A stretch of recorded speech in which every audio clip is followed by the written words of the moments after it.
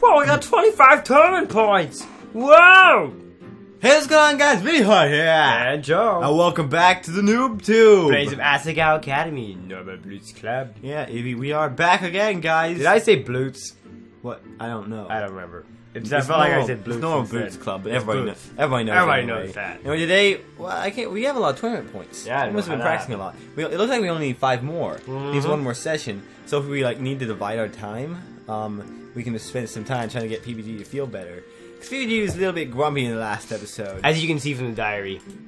So anyway, in this episode, we're going to be continuing along. Because Peanut Butter Gamer is feeling a little bit better. But anyway, do diary. PBG was scary. He was really scary. Is he really still the Peanut Butter Gamer I remember? No, he's Austin now. Now he's Austin. Alright. Let's just go ahead and continue. PBG stayed in class that day and for a few days after Wow, that. we're skipping a few days? Oh, Whoa. cool. He looked absolutely exhausted every time I saw him and rarely responded to what I was saying. Ooh. At lunch, he ate his food and absentmindedly picked at his dessert, never listening to the conversation. I was worried. He was clearly acting strange, but nobody else seemed to be paying him any attention. I tracked Nick down to ask why, and all he said was, "This has happened before. You kind of just have to run this course, you know, man? Just don't worry about it. It's cool." Eventually, I pieced two and two together. Uh-oh. A big game was coming up. Apparently, if Asagao won, they would significantly better their chances of getting to the finals. I didn't understand why, but they'd be able to lose 2 games instead of only the 1. Okay. As the deadline approached, PBG got more and more anxious. Then one day, he didn't show up to class at all. He's probably just worried about it. He's still not here. Hey. Wait, you Hey, what's going on?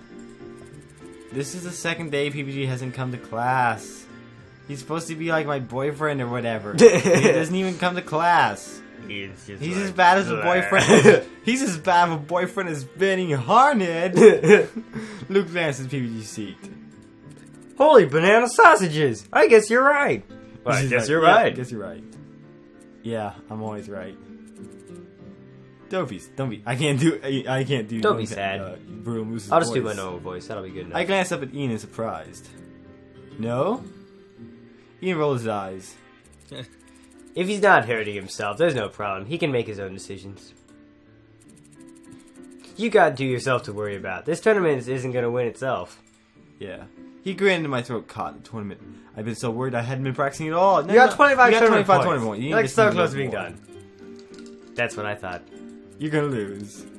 You can't make this easy for us, Hana. We really will beat you. We really will beat you if you don't work hard at it. Blah. You're right. Ian shook his head and walked away. When I finally registered that Ian left, Luke followed. Like, oh, gotta go. Yep. Okay. I shouldered my bag. Mine was nowhere to be seen, so I headed home alone to do some practice. Ah, dang it. No matter how hard I tried, I wasn't getting any better. Nonsense. I stayed in the same score and ranks range since last week. How was I going to beat Ian at this rate? Unless you're already good Maybe enough. Ian's terrible at games. Oh, the show's back on. I turned the volume up just slightly, resuming my training.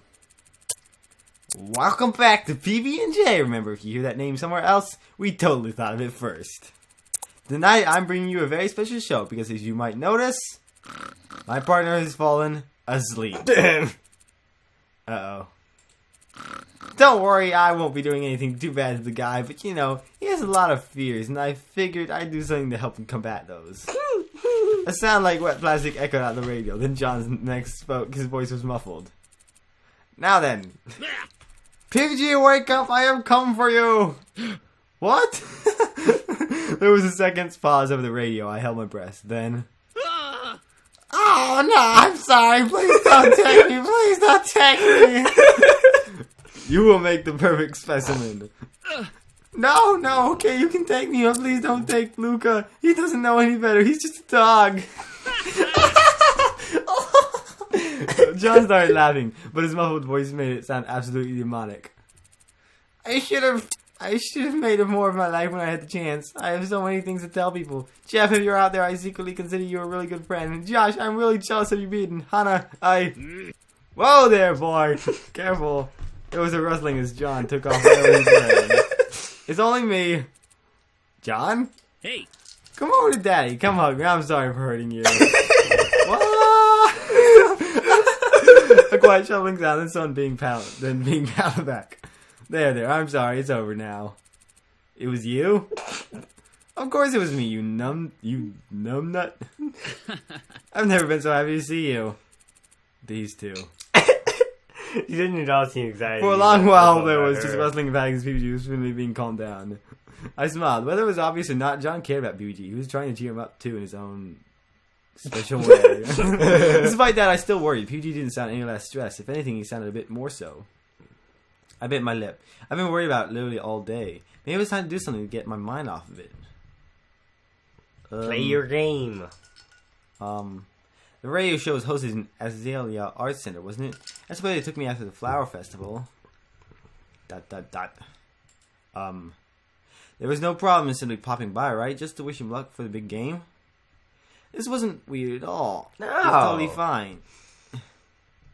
I entered Asagao Arts Center and made my way through the halls of the radio showroom. The show was still going, so I couldn't just barge in. Instead, I stood outside the door waiting for PG and John to finish up. ... I sighed. What was I really doing here? Why did I care so much? Good question. Ian was right. If PG wanted to do something, it was none of my business whether he did. I didn't run his life. He didn't have to make his decisions taking me into consideration. But I didn't just feel concerned for him. I also felt a little responsible for him. Ugh, no, don't feel like that. Back when we were little, I was the only one who watched out for PG. His mom was terrible. I protected him from people who made fun of him. I chased down boys who tripped him on purpose. Whoa. I even punched a kid in the face after I saw him shove PG down on the concrete. We were only a few months apart in age, but he always felt like a little brother to me. Wow. Wait, he's younger than her? It was hard for me to see him as anything different, even now that he was so insanely tall and clearly had things together. Well, as together as obsessively destroying yourself over a silly soccer game could be. Should have punched me if you were so scared. What if I was an actual alien? Then punching you wouldn't make much of a difference. You don't know that. John and PPG walked right past me, too deep in argument to even notice I was standing there. I gently cleared my throat. Oh, huh, it's just you. What are you doing here? John glanced from me to PPG and smiled like a Cheshire cat. See you later. Hey, I gotta get going, but I'll leave you two here. Take your time, too. We have permission to be out, so we won't get into any trouble. I smiled at him and he winked at me. PPG was pink. So, why are you here? Well, blank. I didn't really even think about what I should say once I was here. I always think of what I should say. Yeah, it's like the first thing you think about. And even if you don't, you at least say, hey, I was just Mostly I just wanted to see him to stuff. put my mind at ease. Yes, he was alive and he was in one piece. He didn't even look that bad. He was in a one piece? Much better Dude, than- that's terrible.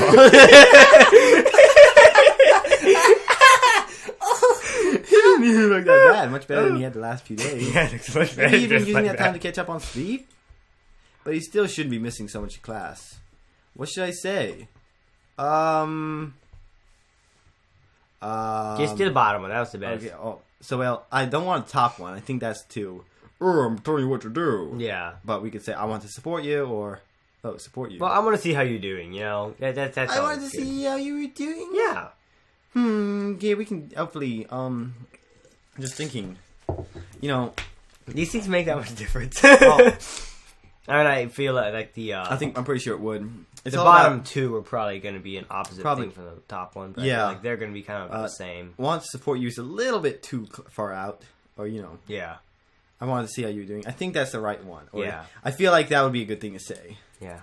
I know the game is tomorrow, and I just wanted to make sure you were feeling okay. Yeah. Yeah, really? That's sweet of you.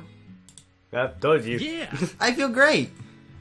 He flexed his arm as if he were posing for a men's health magazine. There's no way we'll lose, not after all the work we put in. That's good. He stopped posing and grinned at me. You didn't have to come all this way for that. No, I wanted to. I just wanted to make sure. I was a little worried. He rubbed his arm sheepishly. Well, thank you. Thanks for checking up on me. No problem. This was surprisingly awkward. Then I'll see you tomorrow at the game. I'll see you tomorrow at the game? Of course. Great, I'll be looking for you. He waved at me, then left.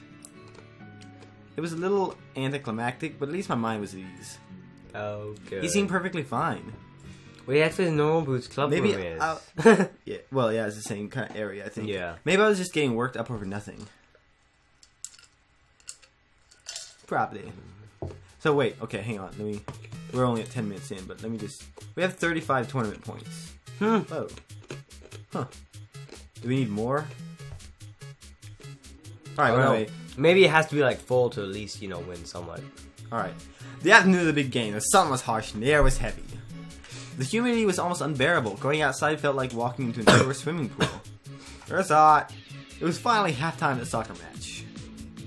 The score was even, 3-3, but Asagao's biggest rivals, the Morai Fates, were extremely aggressive. Ooh, so aggressive. One player in particular already got a yellow card and was consistently getting into minor scrapes. So far, no one was hurt, but there were plenty of moments where Asagao might have been able to score had they not been avoiding his risky lunges. It wasn't looking good. PBG was in great form, but stress had taken its toll. His hair was matted with sweat and beads of it rolled down his face. He waved his arms around vigorously, talking to Jeff, who was being just as enthusiastic back. It doesn't look like it's going very well. I mean, scores are tied. Don't worry, we just gotta believe in the team. Cause mine's always hanging out with a different guy. Yeah, she's like hanging first out it was Gerard. Yeah. Then it was. Was Jared once? Jared? No, No. Last time it was Paul. It was Paul. Gerard. Then it was Paul, and now it's Wallet. Yeah, now Wallet. So. Well. Yeah, if you say so. I didn't feel good about this, not at all. PBG and the rest of the team jogged back into the field. He got into position this time as a center forward, directly opposing the rogue player from Moray.